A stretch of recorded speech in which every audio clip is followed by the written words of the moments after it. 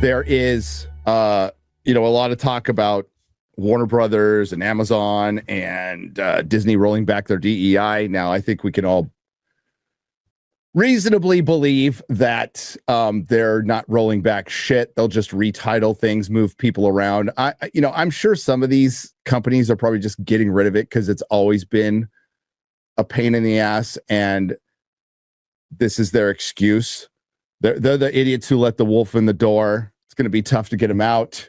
Really tough to get them out, especially when there is clearly, I'm not even stating this as a conspiracy. I believe this to be a fact, that there are NGOs out there, that there's private funding out there, there's hidden charity private funding out there that really pushes activism within corporations to create change, and it's all under to make the world a better place. And mostly this is discrimination to fight discrimination. So we all know. So the DEI thing is being rolled back because it's illegal. It's illegal. But they're not going to go down without a fight. Hey guys, diversity was working. All right. Forget what I think. It was working. It just needs a better publicist. I would argue it needs a better publicist, a better caterer, better acting lessons, writing lessons, maybe some deep introspection about changing careers and not living in a world that you're just handed over a job because of the way you look or how you identify. Believe it or not, those are not good qualifications unless it's for a specific role. And, well, you can't even do that anymore. You can't even do that anymore. So, hey, it just needed a better publicist, guys. Like, the idea is good. Hey, communism needs a better publicist. Marxism needs a better publicist. The Nazis need a better publicist. Jesus Christ. Superstar. The anti-DEI, the immediate retraction of any efforts to level the playing field and focus on our stories. Okay, let's unpack this entire sentence. We're going to level the playing field by focusing on our stories. What are our stories? Is each race a hive mind? There's more access now than ever. You can focus on your own little narcissistic story as much as you want. You can make your own. It's easier now than ever, but they want other people to pay for it. And again, I don't have lock solid proof of this, but there's a lot of anecdotal evidence, circumstantial evidence, a lot of smoke around that fire. I think we did pay for quite a bit of this in Hollywood, amongst other places. I truly do believe that. I think we have paid for it, where they had to change they changed from equality to equity, which is changing global warming to climate change. Trying to push the same agenda, we'll just rename it, but it's not about equality. Yes, Hollywood has received huge subsidies.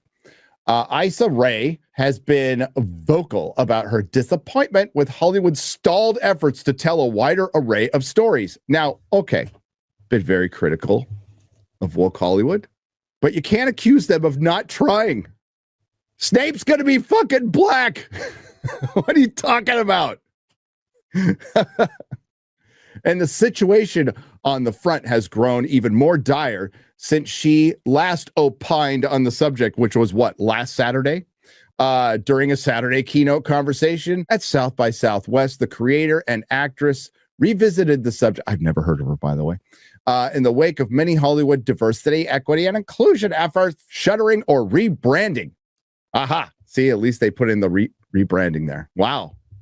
A little shocked about that. In the wake of the second Trump administration's hardline stance on DEI, which, the only way Trump shuttering DEI in the federal government affects Hollywood is if you're violating laws. Otherwise, you are free as a private corporation to do whatever the fuck you want. I think diversity needs a better publicist, said Rae. The anti-DEI, the immediate retraction of any efforts to level the playing field and focus on our stories, I think it comes from a big misunderstanding and fear. I think they love to use the word, what are they afraid of? No, it's fucking annoying. You know what's annoying? You know what's fucking annoying? Being constantly told that 2 + 2 = 5. And then you're some kind of a bigot if you think it equals 4. Fuck off. I'm not living in any fantasy worlds here. If we're talking about like Hollywood's lack of representation and trying, you're full of shit. It just didn't work. Now, Hollywood's got other problems too. But companies stopped doing it because they were sold, well, stopped in rebranding. Let's be real. Because they really thought this was the way to go. They were sold something that they absolutely believed. Rae went on to joke that her own publicist was too busy to take diversity on as a client. Echoing some of her past frustration, she also spoke a bit more optimistically about Hollywood's executive ranks. That's great. So please tell me how you're a keynote speaker at South by Southwest and you are oppressed. I really want to hear this. I'm all ears. The oppressors in Hollywood are keeping us down in our mansions. I'm being oppressed at my 5-star restaurant in Beverly Hills. Well, you might be now, to be honest with you, with all the homeless people there. But yeah, you just hate to see it. South by Southwest it was a music festival. Started out as a music festival a long time ago. Never been myself, right? But I'm pretty sure it was just local bands. And then it turned into film and television. Now it's just a giant corporate media event in Austin. And I love Texas. Love my fellow Texans. I don't count Austin as Texas. I heard it used to be really cool. Looks like a little LA to me. Authenticity will bring equality. Authenticity and storytelling will bring equality, because if you're telling authentic stories that are good, then more people will like them, and it will create more stories. You've pigeonholed yourself into DEI, which is putting people in segments, which is basically racist. And it's kept you, and I've said this over and over again, it puts handcuffs on creativity. You are now going into a story you don't have a blank canvas when you're creating your story. Your notes are pre-written before it even comes out of your imagination, or it gets so distorted by producer notes, which are, we need to comply with this internal DEI thing, and then we need to also comply with our DEI thing and the award show DEI thing, and da-da-da-da-da, and I don't know how you create, and the proof is in the pudding. Hollywood's had a really fucking hard time. As a matter of fact, here, I'll just read it to you. I won't pull up the article, but I'll just read it to you. David Poland, who I subscribe to, I mean, politically, philosophically, we're probably not going to agree on a ton of things, but here's just the first part of his Substack. Box office delusional. David Poland, he said, I really had no interest about writing about another shitty weekend at the box office this past weekend. Simple math. It's the third weekend in a row under $100 million overall at the domestic box office. And worse, these 3 weekends have all been under 80 million. The most recent 2 both under 55 million.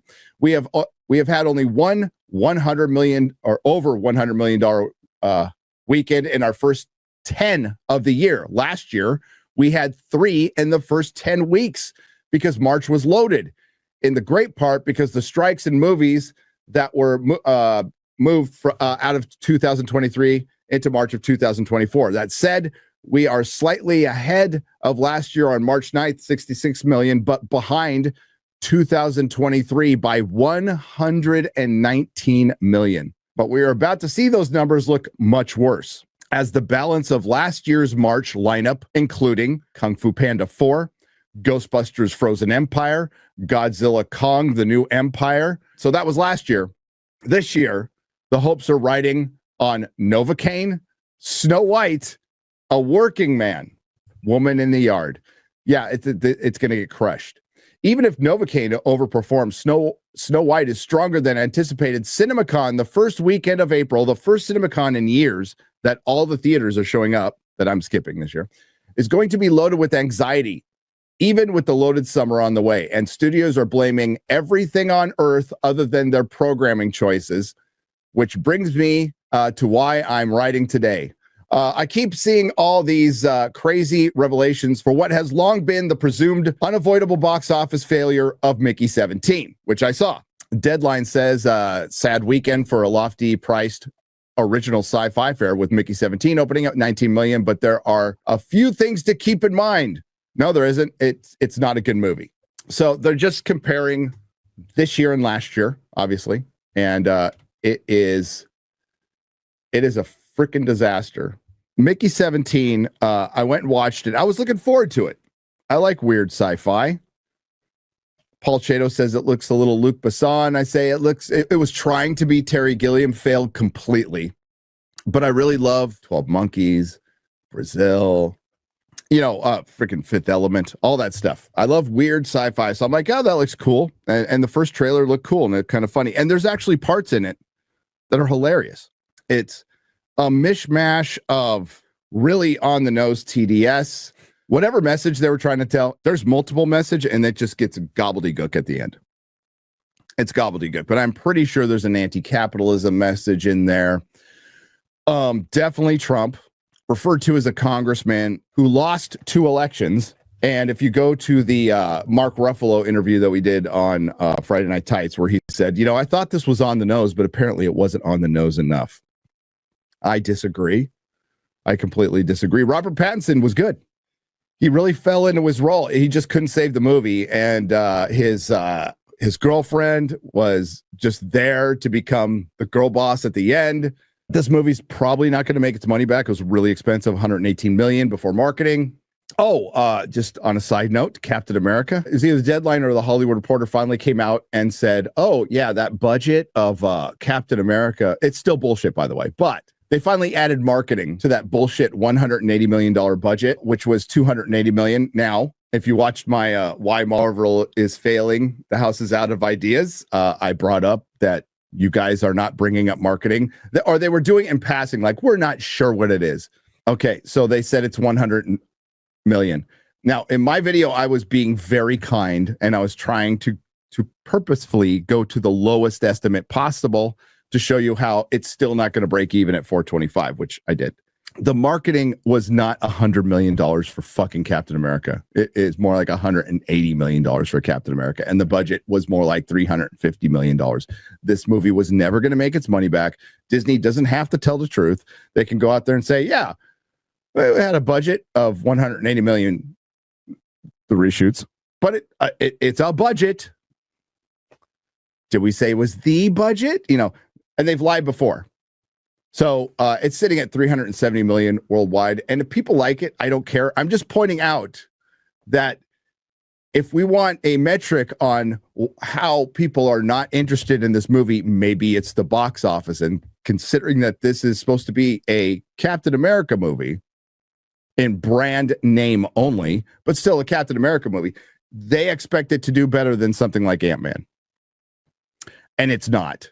I think Odin said in this video, it's 11% behind domestically, 18% behind internationally, and it's running out of steam. But not to worry, Disney, because Snow White is right around the corner. Nerdrotic.com. Please subscribe.